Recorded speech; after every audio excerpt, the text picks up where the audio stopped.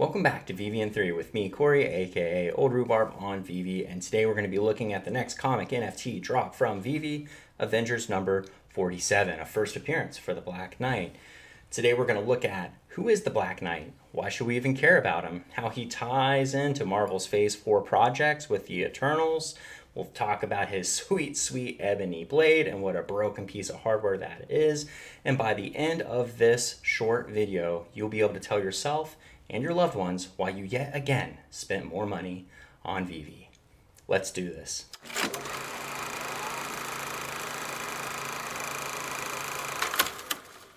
VeVe official Twitter dropped this little nugget today. Avengers number 47 comic NFT will be dropping on Tuesday, December 7th at 8 a.m. Pacific time. It's going to be a blind box format. That means you'll bid and you'll get selected for one of those 5 cover variants if your bid goes through. Speaking of cover variants, these things are brilliant. The rare and ultra rare covers are absolutely awesome. For those of you who are new to comics, the Black Knight is a dynamic character with a huge amount of history and backstory. If your first thought of the Black Knight is this, well, you're awesome, but it's the wrong Black Knight.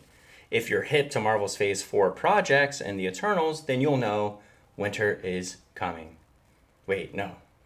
Okay, wrong again. But you'll know that Kit Harington is playing the Black Knight. But what's missing from that movie is a very important thing that we see on the covers here, and that is the Ebony Blade. Yes, the Ebony Blade, forged by Merlin from Arthurian lore. This thing can cut anything, prevent the death of the wielder, it can destroy worlds, counters mystical magics, can be summoned and thrown just like Mjolnir, allows the user to teleport to the blade's location. Basically, it's a super broken OP piece of hardware in the Marvel Universe. But wait, Old Rhubarb, I didn't even see the Ebony Blade in the Eternals movie. Well, spoilers ahead, but in the post-credit scenes, the Black Knight, aka Dane Whiteman, is in an old castle and he's opening up a box. And behold, he looks at the sword. There's an inscription on the sword and it reads in Latin, "Death is my reward." So why such a dark inscription, right? Because the Ebony Blade cuts both ways. You get a tremendous amount of power from the blade, but also it slowly corrupts the user until eventually they turn into a mindless, bloodthirsty berserker. So that's the character in a nutshell. So now you know who the Black Knight is. Now let's look at this exact physical comic and see what kind of value it brings.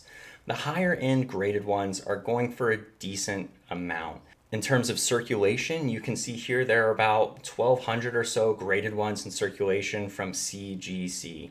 Just keep in mind, these variant covers really are the big question mark for value.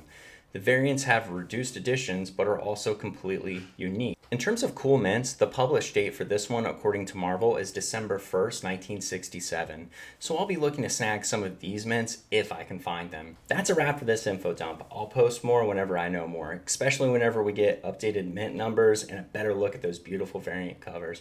A huge thank you to all of my new subscribers. I did not think we'd hit 100 subscribers in 2.5 weeks, but here we are. I am so thankful.